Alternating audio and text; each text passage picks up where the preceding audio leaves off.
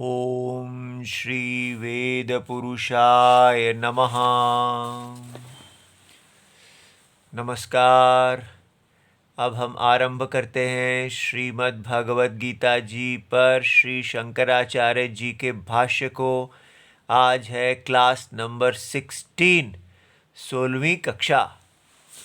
तो आरंभ किया जाता है। उससे पहले हम आपको गणेश जी के दर्शन करा देते हैं। ये हमने YouTube पर देख के बनाए हैं और ये बच्चों के लिए बनाए थे, लेकिन गणेश जी हमारे लिए शुभ हों। ओम श्री ज्ञान गणपतये नमः। ठीक है, अब हम आरंभ करते हैं। ओम श्री सीतारामचंद्राभ्यां नमः। नमो गुरुभ्यः। अथ कालदेवताः श्री संवत् 2080 पौष शुक्ल पक्षः दशमी तिथिः शनिवारः सैटरडे कृत्तिका नक्षत्रम् उत्तरायणं शिशिर ऋतुः। ओम तत्सत् श्री शंकराचार्याय नमः। अच्छा जी, तो आज हम आपको पहले रामायण सुनाएंगे, ठीक है? थोड़ी सी वो आप ध्यान से सुनिए। तो सीता जी ही वेद माता, भारत माता है। अर्थात जिनको हम भारत माता कहते हैं वो वेद माता है। बिना वेद के हमारे भारत कुछ नहीं है। वो एक सामान्य एक भूखंड है, जैसे अमेरिका कुछ भी हो, लेकिन वेद जो हैं, वेद माता ही भारत माता हैं, वही सीता जी। तो सीता जी तो हमको पता चल गई। अब राम जी कौन है? राम जी वेद के द्वारा प्रकाशित वेद पुरुष, भारत पिता। तो भारत माता और भारत पिता, भारत माता सीता जी वेद माता और राम जी उसी वेद माता के द्वारा प्रकाशित वेद पुरुष। और ये जो सीता जी हैं ये भारतीय पत्नी हैं, और भारत की पत्नी अपने पिता पति के परायण होती है। इसलिए पति परायण माने वेद जो हैं वो पूरी तरह वेद पुरुष के परायण हैं। वेद का एक ही काम है, अपने पुरुष परमात्मा को प्रकाशित करना, उनका ज्ञान देना। ठीक है। अच्छा जी, अब सीता जी हो गई, राम जी हो गए। अब रावण की बारी आती है। रावण कौन है? रावण यह अज्ञान, यह अश्रद्धा, अश्रद्धा रूप, जो अश्रद्धा है उसके रूप का ही रावण, ये अश्रद्धा रूप अज्ञान है। कौन सी अश्रद्धा? कि वेद माता सीता जी राम जी का ज्ञान नहीं देती, माने वो अपने पति को प्रकाशित नहीं करती, अपितु राम जी को रिलीजन का विश्वास पुरुष बताती है। ये जो हमारा अज्ञान है यही रावण है। समझ गए? तो सीता जी भी मिल गई, राम जी मिल गए, रावण मिल गया। अब इसी अज्ञान रूप रावण ने वेद माता सीता जी को हर लिया है। तो वेद माता कहां गई? वो अज्ञान रूपी, ये जो अश्रद्धा रूप है कि वेद माता जो है वो राम जी को प्रकाशित नहीं करती। वो तो कहती हैं कि वेद जो है वो एक बिलीफ देते हैं, केवल एक विश्वास पुरुष को बताते हैं, एक ऐसे रिलीजन को बताते हैं जो केवल विश्वास पे आधारित है। तो ऐसा जो अज्ञान है यही सीता जी को, वेद माता को हरने वाला रावण है। अच्छा जी, वेद माता सीता जी और वेद पुरुष राम जी दोनों की आंखों में आंसू हैं। दोनों दुखी हैं। क्यों? क्योंकि राम जी जो हैं जगत की आत्मा रूप परम सत्य हैं, और यदि परम सत्य को आप कहेंगे कि आप केवल एक विश्वास मात्र हैं जिनका कोई ज्ञान के साथ कोई संबंध नहीं, आप कोई अनुभव रूप नहीं है, तो क्या उनको खुशी होगी? और सीता जी जो अपने पति अपने पुरुष को प्रकाशित करने वाली हैं, आज वो राम जी को प्रकाशित ही नहीं कर रही, तो क्या उनको खुशी होगी? तो दोनों अपनी आंखों में आंसू भरे हुए हैं। वेद भूमि भारत में क्या सीता जी के बच्चे, राम जी के बच्चे जगत पिता और जगत अम्बा का दुख हरेंगे? क्या उसको दूर करेंगे? क्या हम वीर हनुमान जी बनकर वेद माता सीता जी को खोज निकालेंगे कि वो हैं कहाँ? वो उस अज्ञान रूपी रावण के पास हैं। क्या यह विश्वास, बिलीफ रूपी अज्ञान, अज्ञान जिसकी काय है, ऐसा रावण का वध होगा? क्या उसको मारा जाएगा? क्या वेद माता सीता जी और वेद पुरुष राम जी का पुनर्मिलन होगा? क्या वो दोबारा मिलेंगे?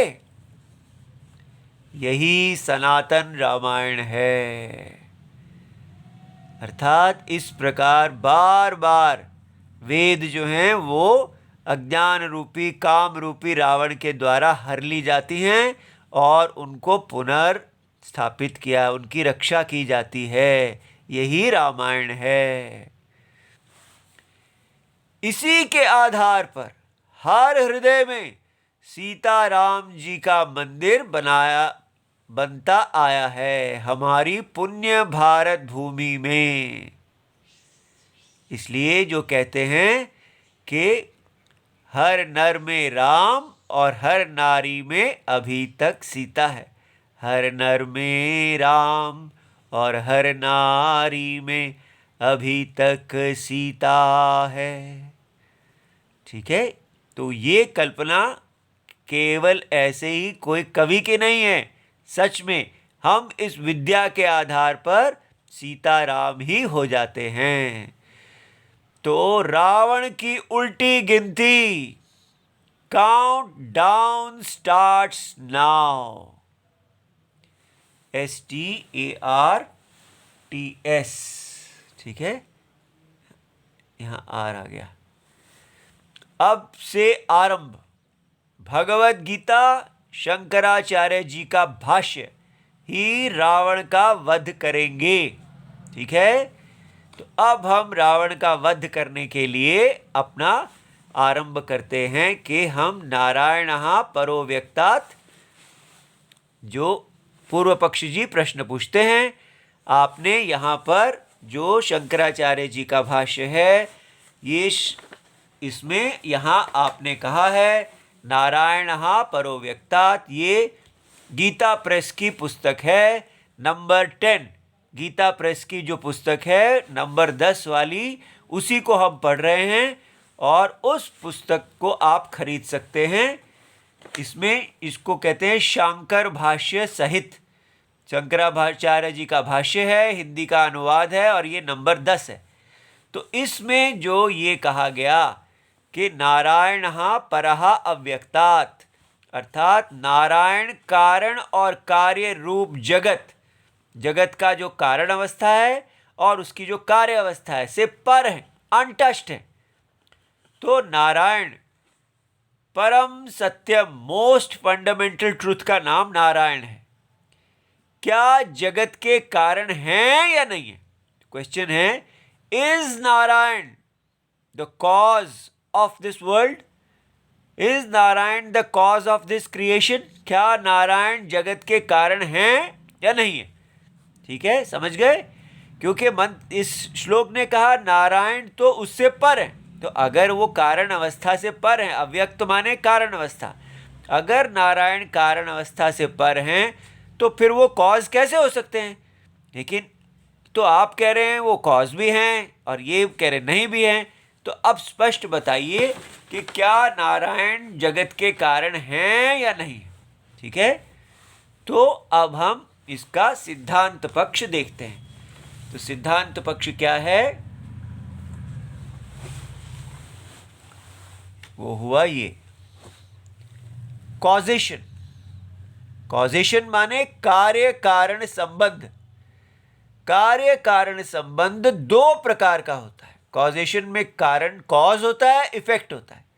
तो ये कॉज का इफेक्ट में बनना ये जो होता है ये दो प्रकार का है। क्या दो, कैसे? पहले प्रकार का है परिणाम। परिणाम means transformation of cause into effect in waking time.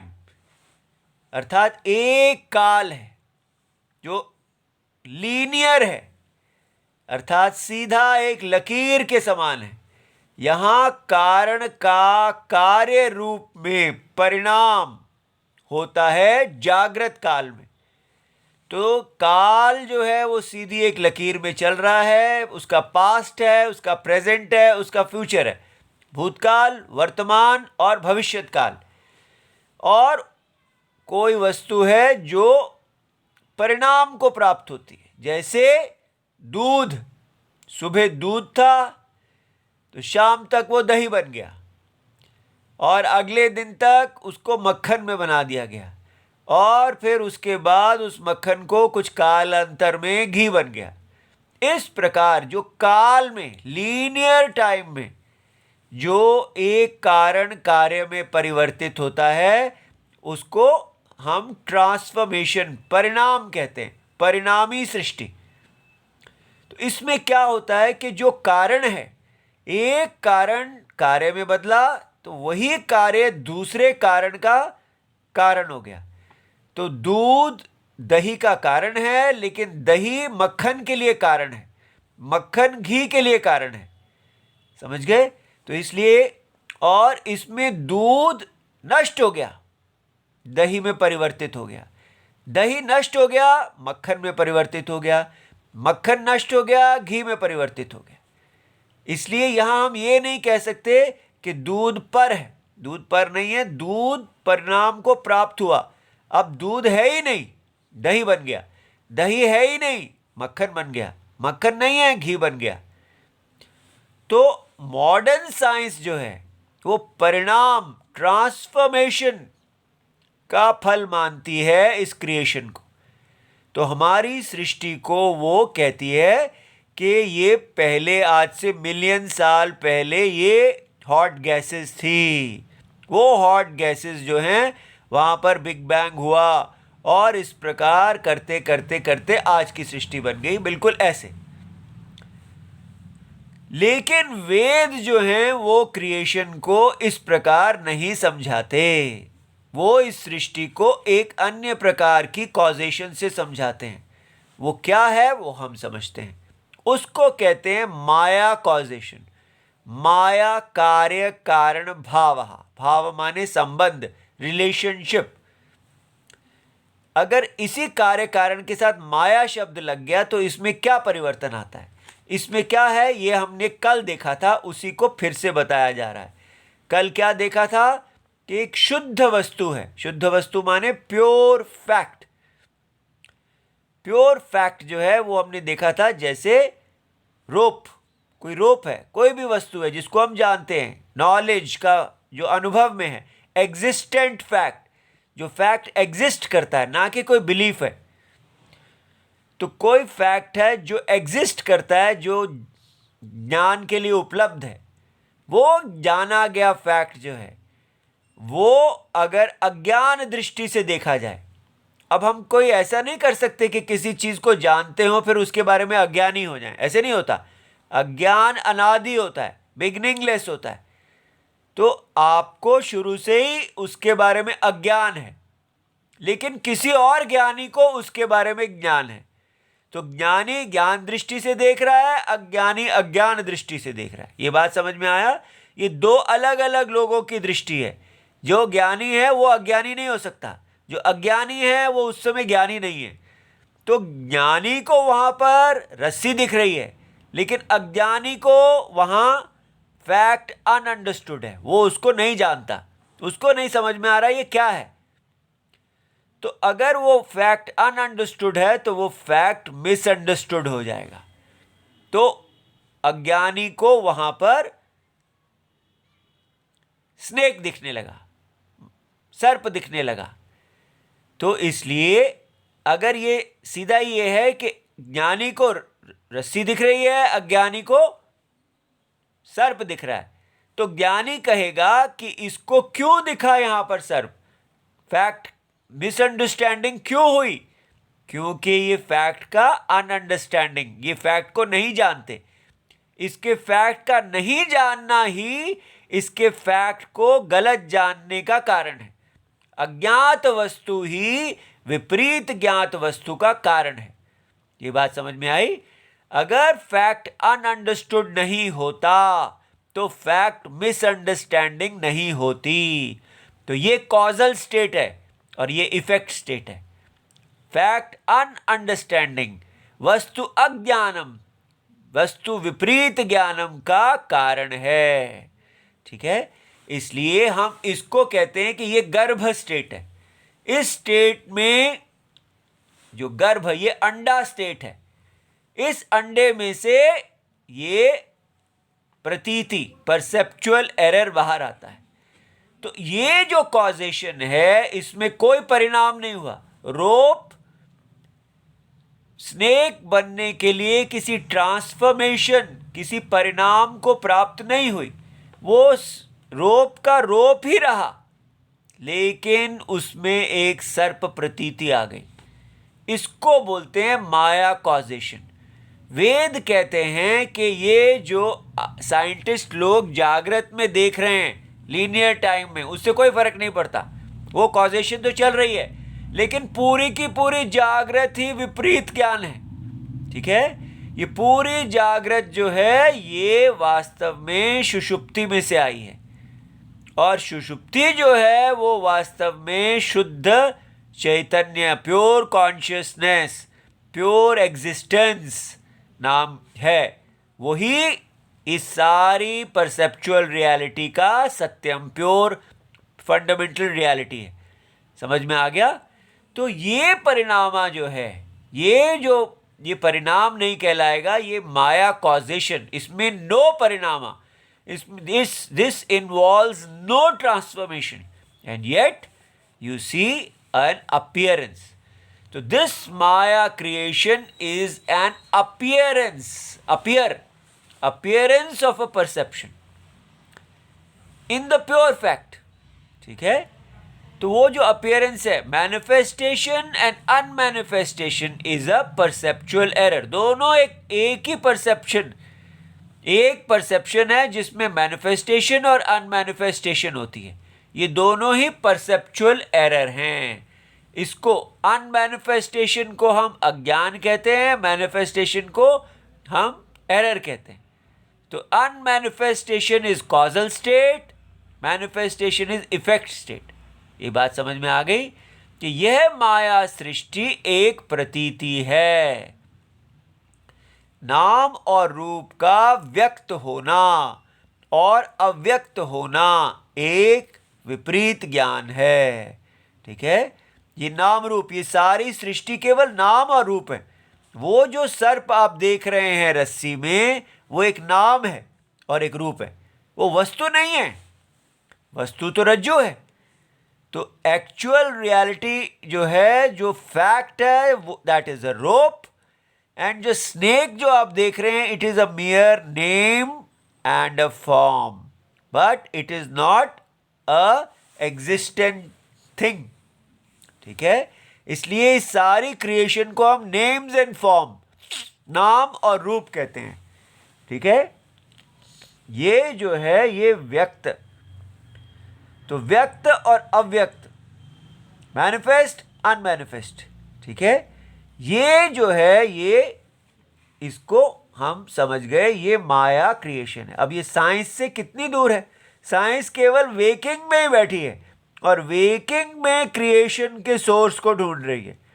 और वेद कह रहे हैं वेकिंग खुद एक परसेप्शन है जिसके पीछे ड्रीम और डीप स्लीप उसके कॉज हैं, और उन दोनों के पीछे एक प्योर फैक्ट है। ठीक है, तो कितना अंतर है।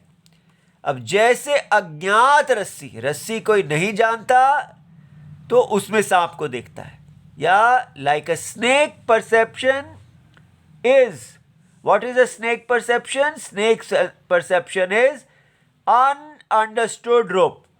अनअंडरस्टूड रोप को ही हम स्नेक परसेप्शन कह रहे हैं।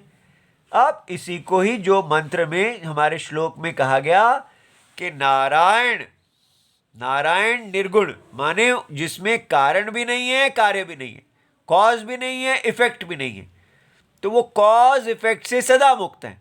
तो जो क्वेश्चन था is Narayan the cause of the creation, तो पहले कहा no, the pure fact is not the cause of the creation. Narayan creation के कॉज नहीं है, ना नारायण कॉज है ना इफेक्ट है, प्योर फैक्ट।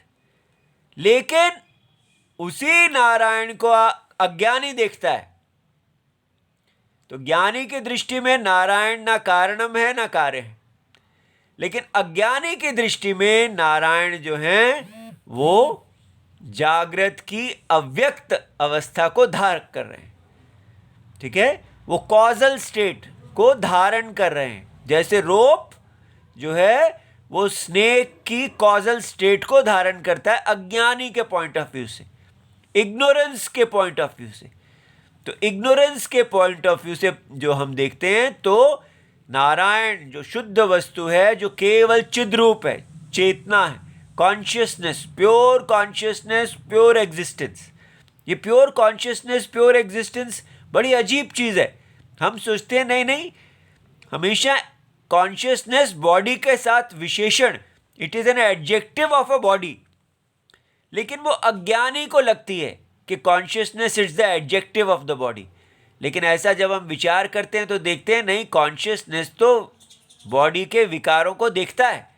बॉडी बच्चे से युवा, युवा से बुढ़ा हो जाता है, लेकिन कॉन्शियसनेस बच्चा, बुढ़ा, युवा नहीं होती, इसलिए वो उसका विशेषण नहीं है, लेकिन वो दोनों मिक्स हुए हुए हैं। इसलिए कॉन्शियसनेस ने बॉडी को धारण किया हुआ, और बॉडी तीन प्रकार के हैं। सुषुप्ति भी एक बॉडी है, उसको कॉजल बॉडी, कारण शरीर कहते हैं, और स्वप्न, ड्रीम भी एक बॉडी है, उसको सूक्ष्म कार्य शरीर कहते हैं, अर्थात subtle effect body, it is a subtle state. और वेकिंग जो है वो भी एक बॉडी है, वो क्या है? ग्रॉस, जागृत, एक स्थूल कार्य शरीर है। तो इसलिए हमारे परम सत्य प्योर फैक्ट के तीन शरीर हुए, 3 बॉडीज आर देयर, कारण शरीर कॉजल बॉडी, फिर सटल बॉडी उसको कहते हैं सूक्ष्म माइंड, केवल माइंड, और तीसरा वाला जो है ग्रॉस बॉडी, स्थूल शरीर, वेकिंग बॉडी।